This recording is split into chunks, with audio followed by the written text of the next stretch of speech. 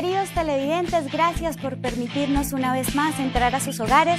Recuerden que esto es puro emprendimiento. Mi nombre es Carolina Piedrahita y hoy estoy acompañada de uno de los grandes de la industria de la nueva economía. Él es Fernando Palacio, economista de los Andes y con grandes resultados, no solamente a nivel nacional, sino también a nivel internacional.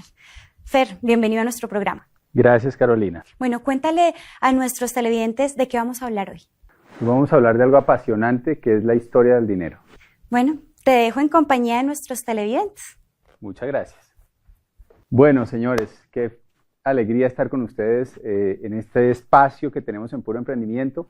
Hoy vamos a hablar de un tema muy apasionante, un poco desconcertante. Es probable que algunos de ustedes no duerman bien después de escuchar la información que vamos a presentarles. Y lo más importante, creo yo, es crear conciencia sobre el mundo en el que vivimos, las reglas del juego y lo que está pasando. En este momento, en la actualidad, tenemos el dólar subiendo y el petróleo bajando. Y la pregunta que yo le hago es, ¿realmente usted sabe por qué? ¿Sabe por qué ocurren esos ciclos dentro de la economía? Esto es como quedó el mundo después de la crisis del año 2008. Los países que están en rojo son países que entraron en desaceleración, decrecimiento económico, recesión económica, y como usted se da cuenta, pues son la mayoría de los países del planeta. Y la verdad es que la mayoría de la gente no entiende por qué pasó eso. Esa crisis, por ejemplo, empezó con la quiebra de los bancos en los Estados Unidos en el año 2008. Y el gobierno pasó unas leyes que los contribuyentes pagaron con impuestos para rescatar a los bancos. ¿Sabe usted que la primera medida que tomó, por ejemplo, el presidente de Lehman Brothers, que había llevado el banco a la quiebra total, cuando recibió los dineros de los auxilios del gobierno cobrados a los contribuyentes de impuestos, es que se dio a sí mismo un bono de 568 millones de dólares? Esa fue su primera acción. Y el dinero que estaba destinado para llegar a la gente, para que las personas no perdieran sus casas, no perdieran sus activos durante esta gran crisis, nunca llegó. Y se quedó en manos de los banqueros. Y para eso tenemos que ir al inicio. Entonces, como me decía un amigo, Alexander Ruiz, ex tesorero de Bancoldex, que es el banco realmente empresarial de Colombia, me decía que el problema es que la gente se sienta como si se sentara a jugar póker con expertos y con campeones mundiales sin ni siquiera conocer las reglas del juego. ¿Usted haría eso? Seguramente no. ¿No? Sería tremendamente peligroso, pero como me decía él, eso es exactamente lo que hacemos todos los días cuando salimos a trabajar y cuando, ¿no?, depositamos nuestro esfuerzo, generamos ingresos, estamos jugando un juego que es el juego de la economía que ni siquiera entendemos. Entonces vamos a ir al inicio, vamos a ir al principio de donde todo esto arrancó. La historia del dinero comienza con el trueque, realmente. Antes ¿no?, comprar las cosas que necesitábamos, no existían billetes ni monedas. Entonces la gente producía cosas con la esperanza de poderlas cambiar por los bienes que necesitaba. Eso era sumamente poco cómodo, porque si usted producía sillas y usted quería melones y la persona que hacía melones no quería sus sillas, pues había un problema. Entonces se empezaron a buscar bienes que la gente valorara por igual. La primera moneda que existió, de hecho, fue la sal. La gente valoraba por igual la sal y fue la primera moneda que existió. Y después de eso, después de la sal, pues la otra moneda que encontraron fue los metales preciosos. Y empezaron a acuñar monedas de metal para que tuvieran un peso estándar y fueran fáciles de comerciar entre las personas. Aparecieron en ese entonces en los diferentes pueblos de Europa unos señores que se llamaban los goldsmith. Los goldsmith no eran más que unos simples herreros que se dedicaron a acuñar monedas. No eran gente poderosa, eran gente pobre, que básicamente, o gente humilde, que básicamente fundía metales y los convertía en monedas.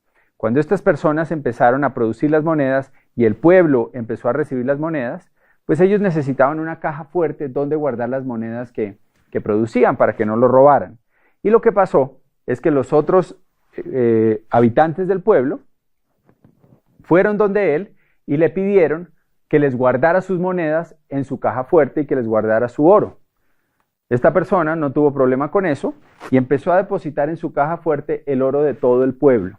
Y lo que hacía es que les daba unos certificados que decían, fulanito de tal me dio 10 monedas o le daba 10 certificados por una moneda, y con eso la gente se iba tranquila a sus casas. Pero pasó algo increíble, y es que la gente nunca iba a sacar el oro de la caja fuerte. El oro permanecía ahí, y lo que las personas empezaron a hacer es a comprar sus cosas con los certificados que le había dado el herrero, el goldsmith. Y ahí aparecieron los primeros cheques o billetes que existieron en el planeta. Cuando este señor se dio cuenta que el tiempo pasaba y que nadie iba a reclamar el oro, se le ocurrió una brillante idea, que es empezar a girarse a sí mismo papeles por diferentes valores. Entonces empezó a crear un certificado que valía por 10 monedas, otro por 5, y empezó con eso a comprar cosas para sí mismo. Entonces cambió los caballos, cambió la casa, mejoraron la ropa de las diferentes personas de la familia y se empezaron a convertir en los ricos del pueblo. Empezaron a comprar terrenos. Claro, el pueblo, sabiendo de dónde venían los goldsmiths, ¿no? Y que eran simples herreros, pues lo que hicieron fue que se asustaron y dijeron a qué hora esta persona se ha vuelto semejante millonario. Y entonces se pusieron de acuerdo y fueron todos juntos a retirar el dinero de la bóveda del goldsmith. ¿Qué pasó? Pues obviamente había más papeles que oro, había más papeles que monedas. Y entonces se dieron cuenta de la estafa tan tremenda de la que habían sido víctimas. En toda Europa empezaron a ahorcar a los herreros, empezaron a matarlos a todos por esa estafa que habían hecho contra el pueblo en general. Pero pasó algo interesante, y es que algunas personas ricas, los nobles, algunos gobiernos, se dieron cuenta de lo que estaba pasando, y ¿saben qué dijeron? Dijeron, oiga, pero no es tan mala idea. No es tan mala idea, simplemente necesitamos reglamentar esto. ¿Por qué no cogemos esto que hizo esta gente y lo reglamentamos? Porque ahí hay un potencial de negocios. Y entonces empezaron a crear los primeros bancos, o los segundos, porque los primeros realmente fueron los de los Goldsmith, y empezaron a reglamentar las reglas de la producción del dinero, de los papeles como medio de pago. Y lo primero que hicieron fue poner un rango. Entonces decían, bueno, por cada moneda que tengamos acá, podemos emitir 10. El 10% se debía mantener como reserva. Esto era sumamente conveniente para los bancos porque cobraban intereses no sobre lo que tenían en reserva, sino sobre el total de los 10 que estaban prestando. Y bajo esa ley tan sencilla es que hoy funcionan los bancos de todo el mundo prácticamente. Usted cuando pide un crédito, en ese momento los banqueros entran a su Excel, hoy en día ya ni siquiera es papel, y lo que hacen es que depositan en su cuenta con un computador el dinero que usted haya pedido. $10,000, 20 millones de pesos, lo que sea. Usted quiere comprar un carro y entonces usted pide un crédito por ese valor. Y en ese momento entran y crean ese dinero. Lo único que tienen que tener es un poco de dinero de reserva para poderlo crear. Hoy en día además las proporciones del fraccionamiento del dinero, que es como se llama todo esto, han bajado. Y en algunos casos y países llega simplemente a un 2% como reserva para lo que se presta al público. Entonces, imagínese ese negocio. Usted monta con un amigo un banco. Entre los dos ponen $1,000. Pueden prestar por lo menos 10,000. Y adivinen sobre qué valor le pagan a usted intereses. Pues sobre los 10,000 que usted acaba de crear. Y es por eso que los bancos siempre son los edificios más bonitos y siempre son realmente los que dan ganancias, pase lo que pase con la economía. Los bancos siempre ganan. Y lo otro que es interesante de todo este tema es que el dinero vuelve al banco. Si usted pide un crédito por 30 millones de pesos para comprar un carro, usted va y compra el carro, pero adivine qué hace la persona que recibe ese dinero de usted, la que le vendió el carro. Pues coge ese dinero y viene y lo deposita al banco. Y ahora eso se vuelve una reserva para el banco. O sea que ahora puede generar créditos por 300 millones de pesos. Y esto se vuelve un ciclo que nunca para. Y el resultado de eso es que cada vez hay más dinero, más dinero, más dinero en la economía. Y lo que eso nos ocasiona a todos se llama inflación. No sé si usted se ha puesto a pensar, pero piense cuánto podía costar una caja de leche en 1975. Tal vez centavos. ¿Cuánto vale hoy en día una caja de leche? Cientos de veces eso. Y mi pregunta es ¿por qué? ¿Acaso la leche se volvió más costosa de producir? ¿Hay menos vacas? ¿Acaso el proceso, ¿no? Generó más, ¿no?, más mano de obra? Y la respuesta obviamente es que no. Cada vez es más fácil y más barato producir leche. Sin embargo, el precio sigue aumentando a medidas exorbitantes. Y eso se llama inflación y eso es un costo para todos nosotros. Lo otro que esto genera son impuestos, porque para poder pagar los distintos proyectos que generan el gobierno y sobre todo para poder pagar la deuda que los gobiernos hoy en día están generando debido a que están en crisis, pues lo que están haciendo es que se están endeudando. Los gobiernos están pidiendo créditos a los bancos centrales y deben pagar intereses altísimos sobre esos créditos, sobre grandes sumas de dinero, y eso siempre resulta en mayores impuestos para la población. Una persona que tenía una propiedad hace unos años, esa propiedad tenía un valor, vamos a decir que costaba en los años 90, un apartamento podía costar 40 millones de pesos. Ese mismo apartamento hoy puede costar 200 o 250 millones. Y como los impuestos funcionan por tablas, en teoría la gente es más rica y paga más impuestos, porque cada vez tiene más dinero, pero es pura inflación. Realmente lo que tiene es el mismo apartamento, solo que está más viejo que el que tenía en los años 90. Entonces la inflación y los impuestos son algo muy importante y es la forma en que los pueblos realmente se empobrecen en el largo plazo. Este tema de los bancos viene de toda la historia y hay algo que es todavía mucho más crítico, que es cómo fueron creados inicialmente los bancos centrales, que son los que manejan las reservas, que manejan todos los otros bancos, y los que manejan las emisiones de los billetes a nivel mundial. El primer banco central que existió fue en Inglaterra, se llamaba el Bank of England. Le pusieron ese nombre porque querían que el pueblo de Inglaterra pensara que era un banco realmente del pueblo, que era de ellos, que era un banco popular del gobierno. Pero la realidad es que no fue así. Era un banco de algunas pocas familias y era un banco privado. El primer banco central que existió para emitir billetes era un banco totalmente privado. Y lo que pasó es que cuando llegaron los ingleses a Estados Unidos, establecieron exactamente el mismo sistema.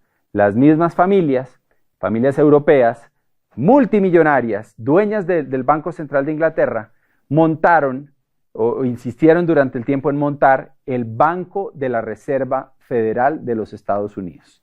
Y ahí hay algo muy importante para todo el mundo. Nos afecta de una medida gigantesca ese simple hecho. Y se los voy a explicar con un poquito de historia. Anteriormente, como les contaba, los bancos tenían una reserva. Era en algo valioso, el oro, la plata. Con el tiempo, eso cambió.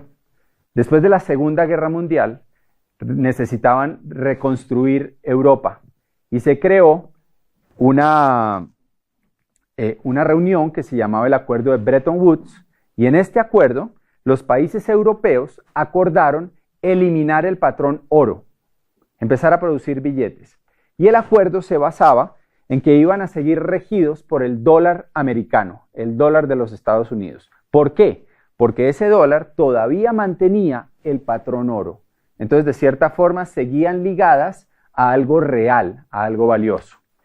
Eso fue un convenio que Estados Unidos aceptó y aceptó volverse la moneda del planeta entero. Por eso hoy todo lo comparamos con dólares. Por eso hoy nos afecta tanto un alza del dólar como la que hemos tenido últimamente y la gente pierde empleos y los importadores no les cambia el negocio y afecta el precio del petróleo. O sea, todo eso viene desde el acuerdo Bretton Woods en 1944. Pasó algo interesante. En 1971, Richard Nixon, presidente de los Estados Unidos, decide acabar con el patrón oro y dice, no, eso ya no es necesario. Rompe el acuerdo de Bretton Woods sin consultarle a nadie y decide que ahora el billete emitido por los diferentes bancos no va a estar respaldado por nada. Simplemente va a ser papel, va a ser un pedazo de papel que la gente va a usar para cambiar. Anteriormente, si usted iba al banco con un billete, por ejemplo en Colombia decía pesos oro, pues a usted le daban una suma de oro por el valor de ese billete. Actualmente, el dinero es deuda, se crea cuando alguien pide una deuda, no tiene ningún respaldo y su único valor es el que le dan los habitantes los ciudadanos de un país basado en el gobierno, en la credibilidad que tiene ese gobierno. Y todo eso es muy importante porque si analizamos el tema, todas las economías del mundo están hoy atadas al dólar. Y lo más complicado del tema es que la Reserva Federal de los Estados Unidos no es ninguna reserva, ni tampoco es federal. No es del gobierno, es de unas cuantas familias poderosas que manejan la impresión y la creación de los dólares en toda la economía. ¿Cómo le parece eso? Imagínese uno tener el monopolio, el poder absoluto sobre un bien que todo el mundo quiere y que todo el mundo necesita. Y usted ser el único autorizado para producirlo en el mundo entero. No suena muy ético, ¿cierto? O sea, claramente derivará en corrupción. Y es lo que ha pasado.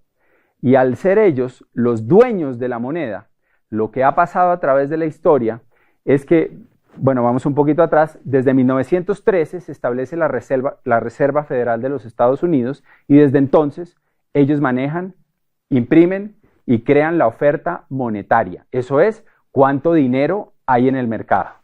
Y lo que ha pasado es que las diferentes crisis, como la depresión de 1929, después hubo otra en el 1938, hubo otra en la guerra de Vietnam, hubo otra en la crisis con Irán, hubo otra en los años 90 y la última del 2008, todas se han creado porque la oferta monetaria aumenta, o sea, meten más billetes, bajan la tasa de interés para que todo el mundo pida créditos, aumenta los precios de las propiedades, entonces su apartamento, como usted cree, que ahora vale más porque se valorizó, realmente es inflación, entonces la gente siente que tiene más dinero y pide más créditos. Y bajan la tasa de interés para que se inunde el mercado de dinero. Y lo que pasa es que unos años más tarde recogen esas deudas, dejan de hacer préstamos y suben la tasa de interés. El dato más importante en la economía mes a mes es si la Reserva Federal y quien esté de presidente ahorita anunció que el interés va a subir o va a bajar. Eso es lo que más impacta la economía a nivel global. Un cambio en un punto porcentual de la tasa de interés de la Reserva Federal puede causar que toda la inversión en un país como Colombia se vaya y se vaya a los Estados Unidos porque ahora es más rentable invertir allá. O llegue porque bajó la tasa de interés y ya no es rentable invertir allá y entonces el capital emigra a otros países donde va a rentar más dinero.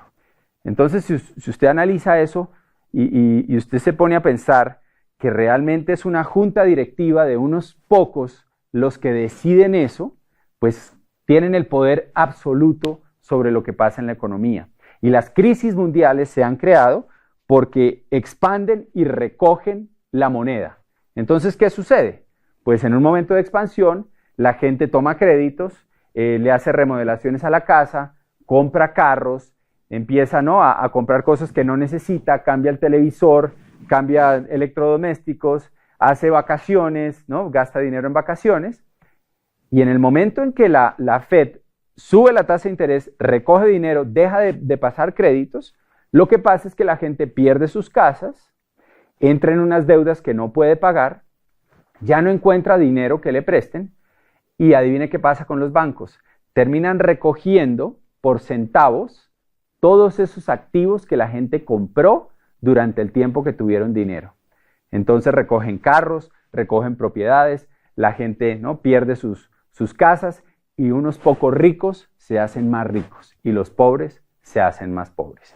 Estos son algunos presidentes que a través de la historia entendieron el juego de la Fed y se opusieron a él y tuvieron grandes batallas durante su vida en contra de ellos. El primero fue Andrew Jackson. Andrew Jackson luchó una batalla muy dura contra el poder central y él logró ganar esa batalla y logró que por unos 60 años los Estados Unidos no tuviera un banco central. Cuando le preguntaron en su lecho de muerte cuál había sido su logro más importante en la vida, él dijo, yo maté al banco. Él se enorgullecía profundamente de que le había ganado esa batalla al banco. Tuvo intentos de asesinato, se salvó varias veces de perder la vida y fue alguien pues, que entendió el problema y luchó por él. Y lo paró 60 años, pero esto es un problema recurrente. Y desde que se creó el Bank of England, que aparte piensen algo, ¿no? Bank of England porque querían que pensara el pueblo que era de Inglaterra. Banco de la Reserva Federal porque querían que los americanos pensaran que era federal y que era de los americanos. No sé si les suena a algún banco. ¿Cómo se llama su banco?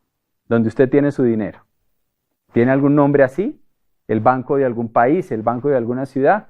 Le aseguro que es privado. Pero crean esa imagen para que tengamos confianza y simplemente les demos nuestro dinero pensando que las reglas que lo rigen son reglas aprobadas por todo. Este es otro presidente que muchos conocen, Abraham Lincoln. Abraham Lincoln ganó la guerra civil porque tomó la decisión de empezar a emitir billetes. Él, y esos billetes, hizo una emisión muy controlada que apenas cubría lo que la gente necesitaba para hacer sus intercambios. No creó ningún negocio, no había intereses altos por crear deuda con esto. Abraham Lincoln fue asesinado y su frase más importante en este tema es que le dimos al pueblo de esta república la mayor bendición que han tenido, la posibilidad de imprimir su propio dinero y de pagar sus propias deudas. Lincoln pensaba esto. Este es otro que muchos no han oído, Jefferson. Jefferson tuvo una batalla a muerte contra los bancos centrales y contra estas familias poderosas europeas que dominaban todo.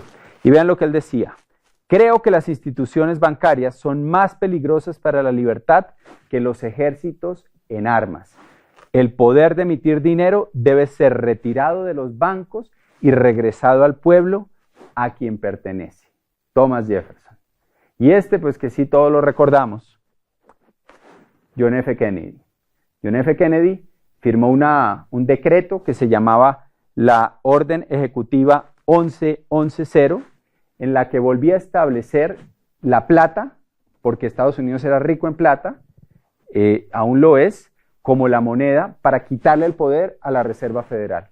Era una de las misiones que él tenía y también fue asesinado. Y su frase fue: un día después de que me haya ido, me recordarán y dirán, debimos haber abolido la Reserva Federal. Entonces, si se dan cuenta, esto es algo que es recurrente en la historia, que ha pasado una y otra vez. Tan solo unos años después de la muerte de Kennedy, es que Nixon pasa el decreto en que básicamente eliminan el patrón oro. Entonces, todo esto nos afecta tremendamente. ¿Y qué podemos hacer al respecto, no? ¿Cómo nos podemos defender de todo esto? Pues, señores, lo más importante es que entendamos lo siguiente.